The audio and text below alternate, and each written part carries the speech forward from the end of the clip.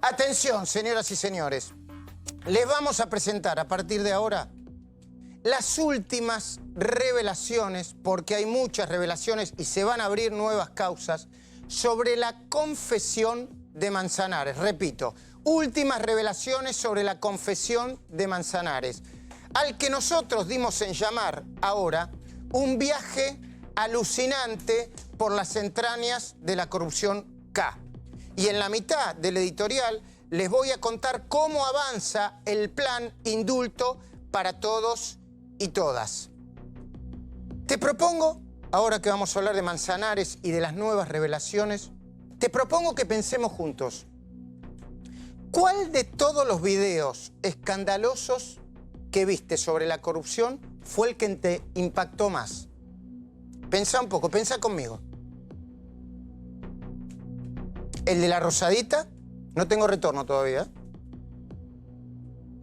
El de los casi 5 millones de la caja de seguridad de Florencia, ¿te acordás? Toda la plata junta. Elegí el que quieras. A mí, el que me impactó más fue el de José López dejando los bolsos y las mochilas y también las armas en el monasterio, con la monjita metiendo el producto de la corrupción adentro del lugar. ¿Viste que se metía sigilosamente? Te muestro un videíto de referencia, porque yo creo que ese fue el que nos impactó más en ese momento y durante mucho tiempo a todos los argentinos. Mirá. ¿Te acordás?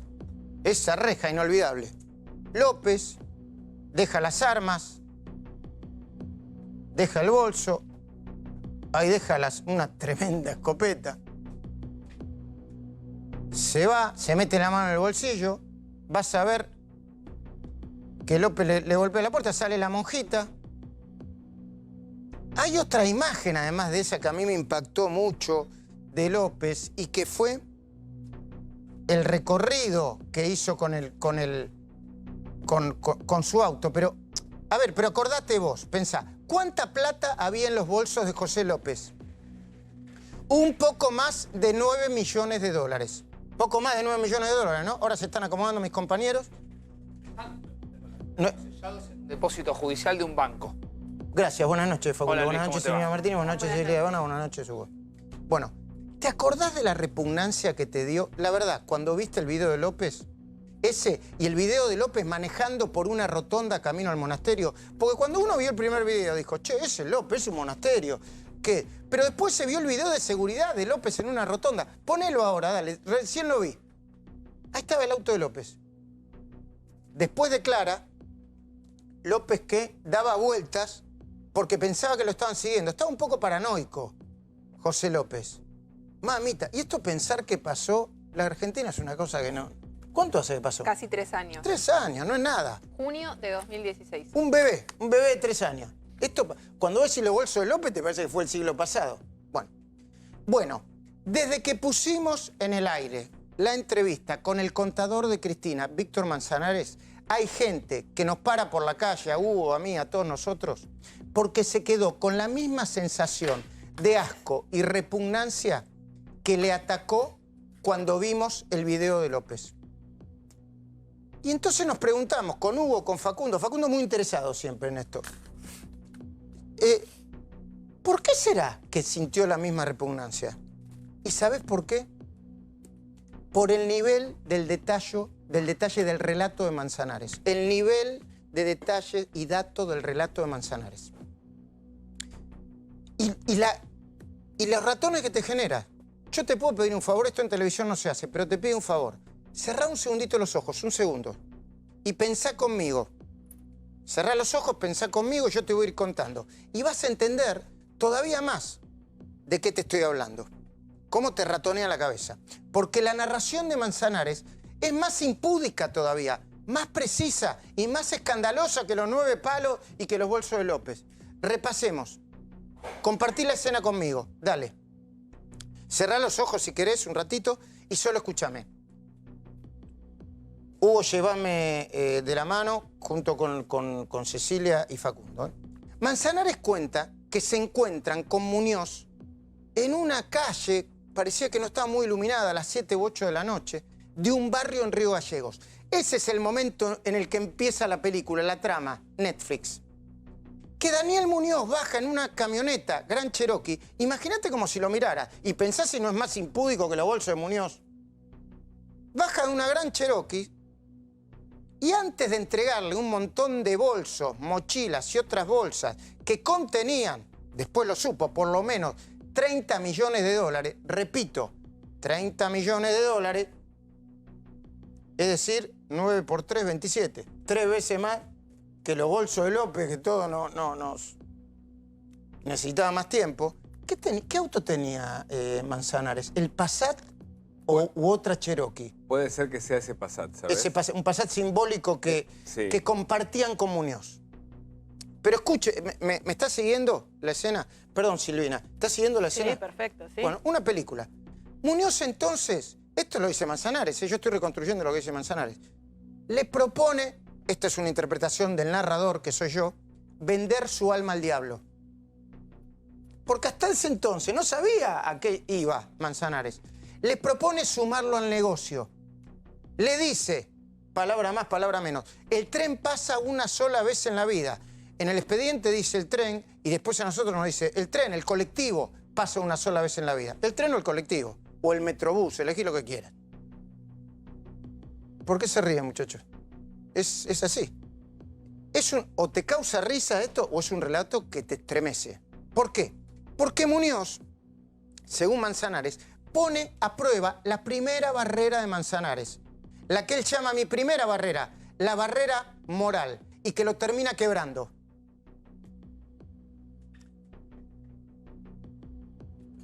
Ahí viene Martín Tetaz, ahora lo vamos a saludar.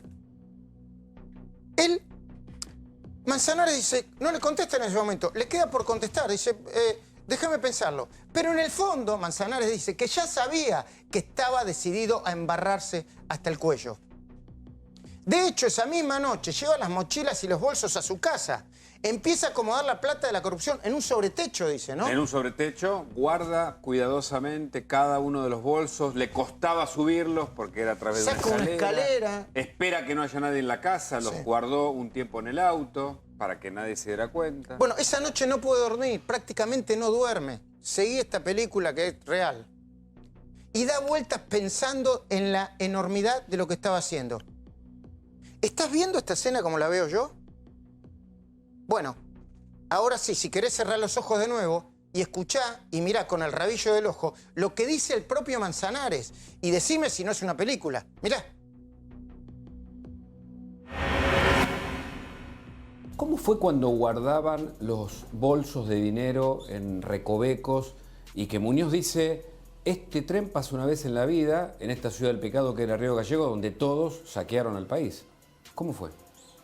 Daniel me llama y pide que nos encontremos en un lugar de poco tránsito. Él venía con Roberto Sosa en una Jeep Gran Cherokee. Roberto Sosa, el secretario, uno de los secretarios privados de Néstor y Cristina. Sí, y estaciono atrás de ellos, ya estaban estacionados, y me pide que guarde unas cosas porque en el lugar donde estaban guardados había tenido un intento de robo. ¿Qué cosas? Bolsos. Entonces... bolsos con dinero. Claro. Entonces bajamos entre los tres todos los bolsos desde el baúl de esa Gran Cherokee hacia la mía. Y yo una pregunta, creo que es ingenua, es porque en definitiva creo que sabía lo que había dentro, pero le pregunto, ¿qué es esto que hay?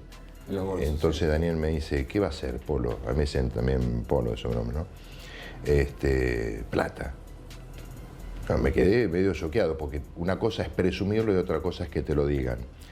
Y bueno, a los instantes de esos, él me dice si quería trabajar con él.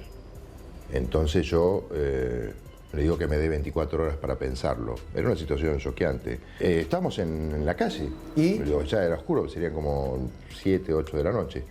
Allá oscurece temprano. ¿Cuántos bolsos? Serían como 15 bolsos más o menos. ¿De cuánto dinero? Y 2 millones de dólares más, entre euros y dólares. ¿Cada bolso? Sí, sí. 15, o sea que son 30 millones de dólares. Sí, más o menos. Él, bueno, es donde él me dice que, claro, vio que yo no estaba seguro de tomar una decisión de acompañar en lo que me estaba tonto no soy contador público, quiere decir que lo que me estaba pidiendo que trabaje es para usar el ejercicio de mi profesión para un determinado fin, con dinero ilícito. Mal habido. Dinero negro. Lavar dinero negro. Exacto. Y entonces me dice que el tren o el colectivo pasa una sola vez en la vida, como para ayudarme a reforzar. Nada, me quedé pensando, lo llevé a mi casa. Mi señora estaba en la casa de la madre y yo tengo una casa, un entretecho, y arriba del entretecho un lugar donde está el tanque de agua y es como todo un espacio. Bueno, ahí empieza a contar lo del sobretecho. No es una fantasía ni un invento. Manzanares lo sitúa en tiempo y en espacio. Y hasta explica el motivo de por qué se lo estaba ofreciendo. Escucha bien. Muñoz le pedía que lo guardara porque había tanto revoleo de guita que temía que lo robaran. Esa es la razón por la que Muñoz lo mete a Manzanares en todo el valuro de la corrupción. Temía que alguien sospechara, lo robara y lo matara, Muñoz. De hecho, otro secretario de Kirchner, que funcionaba también como valet de Muñoz, Roberto Sosa, a ese lo secuestraron porque sabían que guardaba plata en un galpón, ¿no? Totalmente. Y en este encuentro está Roberto Sosa. El encuentro de Muñoz con los bolsos y Manzanares está Roberto Sosa. Ahora me vas a leer el expediente textual, Sí. un pedacito. A Roberto Sosa le pegaron tanto que se tuvo que ir de Río Gallegos por miedo a que lo mataran. Imagínate el revoleo de guita que era eso.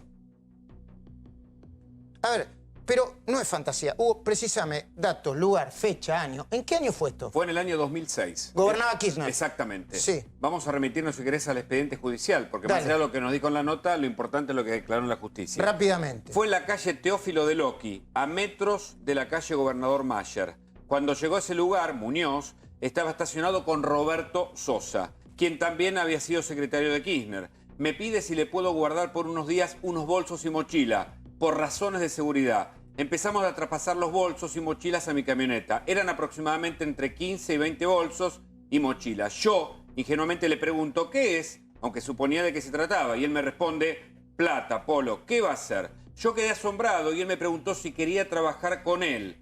Ese trabajo que me estaba ofreciendo ingresar, que me di cuenta después, era ilícito. Me tentó. Le dije si podía pensarlo y él me respondió, el tren pasa una sola vez. Esa escena es clave en la memoria del contador de Néstor y Cristina. El contador de Néstor y Cristina, por si te olvidaste. Martín, ¿te estás? Buenas noches. ¿Cómo estás? Un contador sabe casi todo lo de su... Perdóname que te meten en estos líos, pero viste que la fantasía del contador o sabe solo lo que le dice su cliente. Yo no sé qué relación tenía su cliente con su contador. Estrecha. Se supone que el contador sabe incluso más que su cliente. ¿Por qué más? Y porque maneja todos los papeles. A veces, cuando vos tenés muchas sociedades, puede ser que vos no estés al tanto de algunas operaciones financieras. Por ejemplo, tu contador puede hacer determinadas colocaciones, tomar decisiones de pago de impuestos. En general te tiene que consultar. Mi contador me consulta cada vez que tomo una decisión. Pero a ese nivel uno se imagina que probablemente, más siendo difícil consultar al presidente o a la presidenta, probable que el contador tomara sus decisiones también. Silvina Martínez, vos sos experta en sociedades. ¿Un contador sabe o no sabe? Sí, totalmente, totalmente. Más en este caso, como decía bien Martín, que tiene que... o sea, el trabajo fundamental de Manzanares era intentar, y él lo va relatando en varios de sus escritos o de sus presentaciones, es que le cierre el blanco, por lo menos, a los Kirchner, que aún así no le cerraba. Y él advertía cuando había situaciones que decía, esto no va. Por ejemplo... Bueno, él dice cuando se había olvidado de declarar uno de los inmuebles en un año y estaba de vacaciones en Playa del Carmen con su familia. Perdón, para. ¿Cómo te vas a olvidar de declarar una propiedad? Bueno, se ve que tienen tantas que se olvidan de vez en cuando al declarar alguna propiedad. Nosotros hemos detectado, y lo pasamos en la cornisa, varias inconsistencias en las declaraciones juradas que aparecen y desaparecen inmuebles, y a Cristina le detectamos más de 14 propiedades sin declarar. Hoy, más de 14 propiedades, lo contamos. Pero ¿todavía hoy? Todavía y hoy después de que lo contamos, ¿tiene 14 propiedades sin declarar, Exactamente, Cristina? sí, 14 propiedades sin declarar. No puede ser eso. Sí, totalmente. Lo vamos a chequear cuando presente la próxima declaración jurada. A ver, decime alguna, no puede ser. Bueno, ellos, por ejemplo, los departamentos que tienen que construyó Lázaro Báez en Río Gallegos, no lo declaran como departamentos, que son 10, y no lo declaran como un terreno baldío. No puede ser. A ver, un terreno baldío es un terreno baldío. Vos no podés declarar un edificio como... Después tienen en Alcorta y Chacabuco, en Río Gallegos, tienen un local y 2 departamentos arriba. Ellos declaran solamente el local y no los 2 departamentos que tienen arriba. Parezco Fantino. Pará. ¿Vos me querés decir que una expresidenta que pone sinceramente en su libro, sinceramente, se olvidó de declarar 14 propiedades? Exactamente. Y es más, te cuento algo más que tiene de sinceramente, que la justicia lo pudo detectar.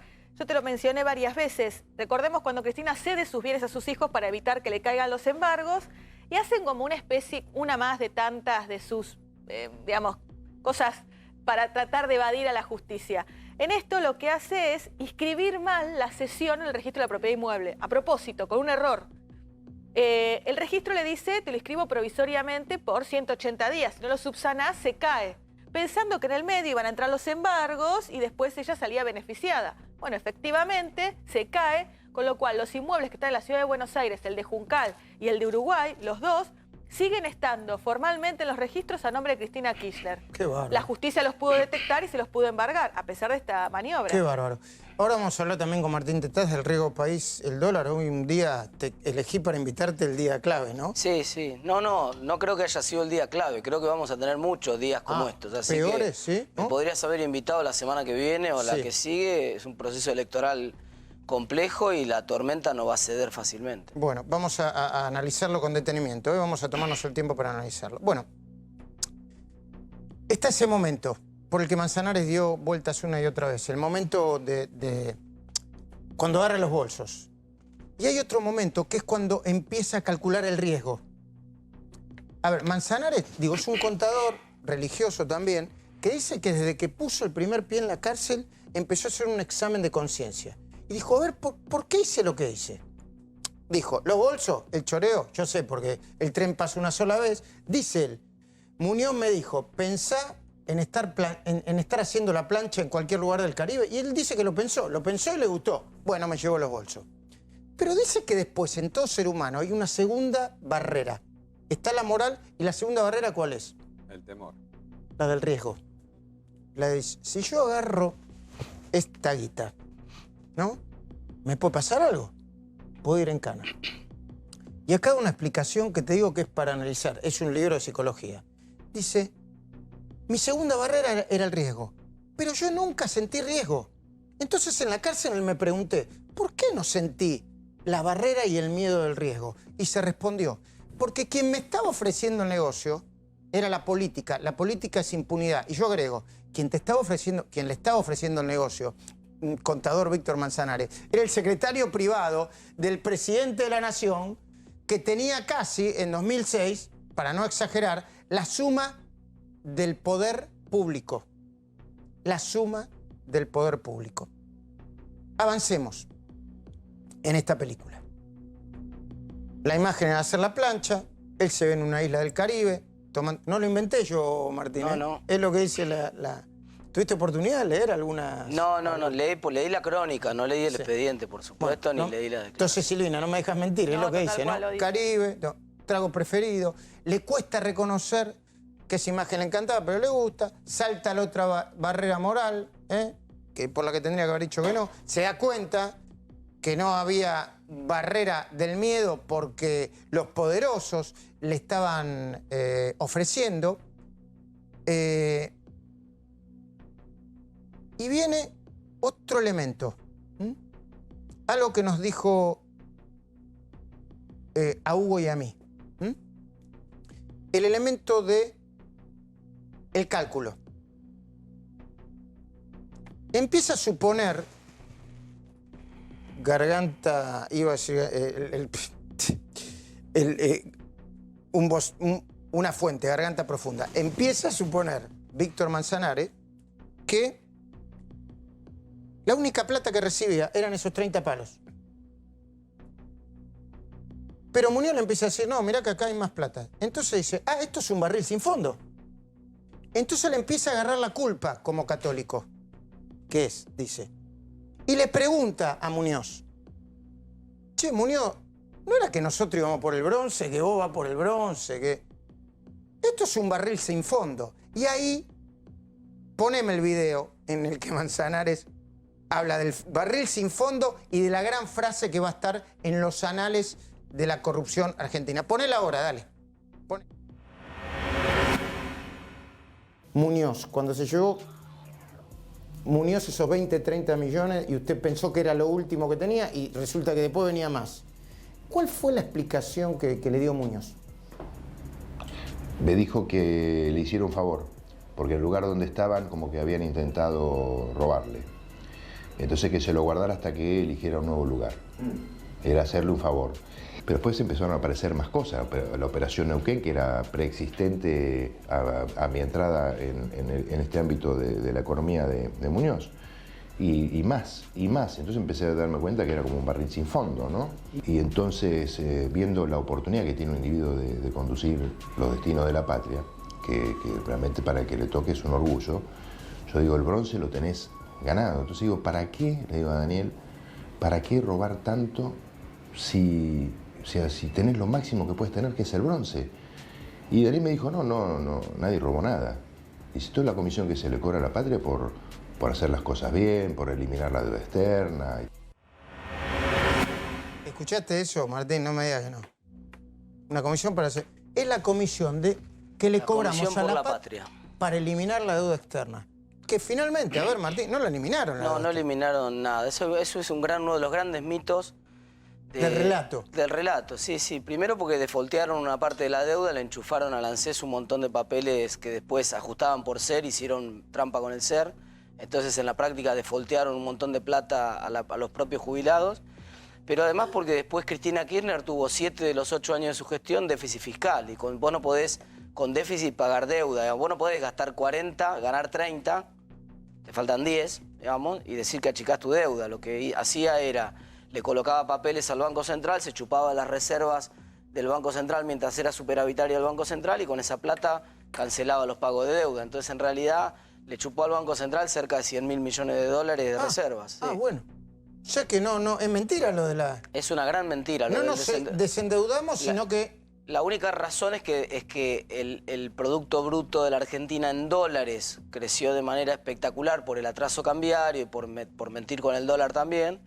Y entonces en la cuenta, cuando vos mirabas cuánto pesaba la deuda como porción del producto, sí iba cayendo. Pero con ese mismo ratio desendeudó Carlos Menem, digamos. Quiero decir, para que entendamos lo que quiere decir. Si vos mirás la deuda como porcentaje del PBI, desde que asumió Menem hasta que se fue, desendeudó también Menem. Lo cual todo el mundo sabe que no puede ser, digamos, porque todos sabemos lo que pasó en los 90. Un desastre. Destruyeron empleos. Bueno, pero Manzanares, por un lado rezaba, por el otro lado pensaba y por el otro lado hacía cuentas.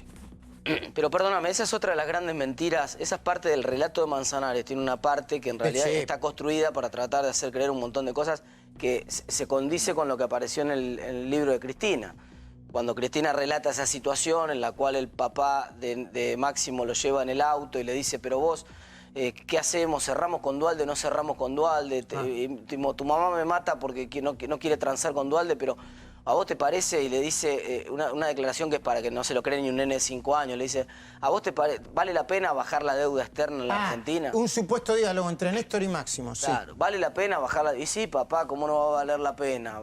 Entonces, ¿cómo no me la voy a jugar y voy a ir con Duhalde si yo puedo hacer esto? Entonces, ese es un relato mitológico para que toda la militancia enfervorizada crea que realmente bajaron la deuda externa, algo que es matemáticamente imposible en un gobierno que tiene déficit fiscal 7 de los 8 años que gestiona.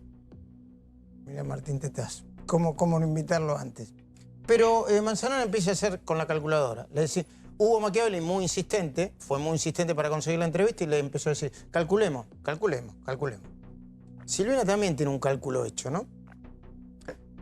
Entonces dice, a ver, pongámosle, dice Manzanares, que en todos los vuelos que iban, y los tiene calculados, todos los vuelos que iban de Buenos Aires a Río Gallegos y Calafate, venían con una valija como las que yo pienso que venían, o parecidas a las que me dieron a mí en un momento. Eso da 96 millones de dólares por año, dice Manzanares. Agarrá la calculadora junto conmigo ahora vos, agárrenla ustedes, ¿no? Si pueden. A vos no te voy a decir porque lo haces mentalmente. Son 96 millones de dólares, desde 2003 hasta 2015. Ahí tenemos una calculadora, mira qué bien. A ver, ¿cuánto da? No sé. 96 millones de dólares, son 12 años, ¿no? Debe dar más de 1.000. 1.152. 1.152 millones de dólares. Casi 1.200 millones de dólares. De acuerdo al cálculo de Manzanares, ¿eh? Cuando Manzanares terminó de hacer la cuenta, Hugo y yo le preguntamos si esa era toda la plata de los K. Y cuando responde Manzanares, ¿qué responde conceptualmente, Hugo? Dale. Que, digamos, era imposible que no supieran que se estaba manejando esa suma de dinero. Bueno, y ahora la quiero escuchar, Silvina. Permitime que te agrego un dato más. ¿Cómo no? Manzanares está inquieto porque hay algunos que dicen que protegió a Cristina. Que protegió a Cristina. Sí, y él dice que no. Es más, hay dos datos que va a agregar y que las pruebas están en Río Gallegos. Que ¿Va a agregar presentar cuándo? a la justicia en los próximos días. Se presenta de nuevo Se va a Manzanares. presentar de nuevo a la justicia. Confirmado, entonces. Y uno tiene que ver con un distracto que en los Sauces, va a salir para el juicio oral de los Sauces, no se dijo y que Cristina estaba presente en una reunión donde San Felice hablaban de una rendición mal ejecutada. Así que entendamos que, la verdad, él quiere seguir aportando, como aportó hasta acá en la entrevista, elementos. Bueno, escuchá, Silvina. ¿Qué composición de lugar hace? Que Néstor tenía compartimentos estancos, ¿no? ¿Qué son compartimentos estancos? Yo presumo, ¿eh? Cristóbal, los casinos. Lázaro, la obra pública. No sé quién, el gas licuado. Debido será el gas licuado. Debido baratas. La obra pública. El transporte, que era otra caja diferente. Los medios. Los medios. Mirá, Facundo, me hiciste acordar los medios. Los casinos. Hablando de Cristóbal López. Yo no sé si nos hicimos entender, pero en el reportaje involucró directamente a la familia Kirchner. ¿Estamos de acuerdo con eso o no? ¿A la familia o a Néstor? No. A Néstor por un lado y a la familia. Porque dice, Cristina no estaba, quizás nos embarró y no llevó de un bolso, un bolso de un lado para el otro. Pero heredó todo ese balurdo y ni lo denunció. Bueno, que no lo denunció, está claro. Pero lo que hacía era preguntar, ¿y dónde está? ¿Qué pasó? Acá cuando Néstor decía en el cuaderno que ¿quién lo tiene? ¿No? Claro, a mí lo que me parece que lo que hace Manzanares esto es, a conciencia o no, desconozco, es ir por etapas. En esta primera etapa lo que él contó, lo que fue dejando claro, era culpar a los muertos, ¿no? A Muñoz, a Néstor Kirchner, a Relatz, y ir dejando la puerta abierta para unas futuras presentaciones. A Cristina... ¿Por qué? Mirá qué interesante lo que dice yo Silvina. creo ¿Por que qué? a Cristina no la saca... Ni la El naipe que tiene guardado. Ni la pone en el centro de la escena, exactamente. Ni la saca de la escena ni la pone en el centro de la escena. Está pululando, digamos. Y yo creo que en ese naipe que él tiene guardado, y vos fíjate cuando vos le preguntás del naipe guardado y él hace una sonrisa y manifiesta, y cuando le decís que abre la cámara y le habla a Cristina, él también se sonríe y él dice, yo la voy a ver el día del juicio oral en los Sauces. Ese día él se va a tener que sentar en el banquillo, va a tener que repetir lo mismo que dijo como arrepentido y va a tener que decírselo frente a todos los demás imputados. Perdón la interrupción. ¿Para cuándo se espera la apertura del juicio oral? Si no me equivoco. en los Junio o Sauces? julio. ¿Lo de los Sauces? Los Sauces. Sí, junio o julio. está ¿Junio o previsto. julio de este año? Me parece, sí, julio diría yo ya por ahí después de la feria Sí, quizás. sí, Ah, ¿sí? Después de la Sí. fecha. Pero está previsto que sea el Tribunal Oral número 5, que primero dijo que no, y la Exactamente. Cámara de Casación dijo Y- que sí. Igual ahí hay que tener en cuenta, hay una posible acumulación de OTESUR en los Sauces. Claro. Si eso sucede, probablemente se Ah. demore el inicio. Muy bien, Exactamente. ahí habló la doctora Expediente. No, pero es verdad eso, es verdad. Bueno, perdón que te interrumpa. Claro, entonces yo creo que él está dejando una puerta abierta y le está mandando un mensaje a Cristina. Yo no creo que haya dicho todo lo que sabe, te lo dije el mismo día de la entrevista, me parece que él hay mucho más que todavía no contó y que probablemente cuente a medida que vaya avanzando las investigaciones. Lo que sí contó, y en donde los involucró, es en dos temas. El tema del Hotel Waldorf y el tema del barco de gripo que aparentemente es la familia Kirchner. La manera de contar que tiene es, bueno, yo lo fui a ver a Muñoz, le cuento el banco de gripo y Muñoz me dice, Polo es Víctor Manzanares, Polo, yo iba al astillero a dejar la guita, ¿entendés? Bueno, Te hago un paréntesis, discúlpame Luis, y eso también es interesante porque él dice que eso pasa en el 2015, cuando él va a ver a Cristina Olivos, y que el barco se había construido unos meses antes, o sea, ya muerto Néstor. Esto era, si era de los Kirchner, era de Cristina, ¿entendés? Es importante eso. recordemos lo que dijo en la cornisa sobre el Hotel Waldorf Víctor Manzanares, porque está diciendo, para mí, yo no sé, no firmé, pero para mí es de la familia, era de Néstor, era de los Kirchner. Mirá.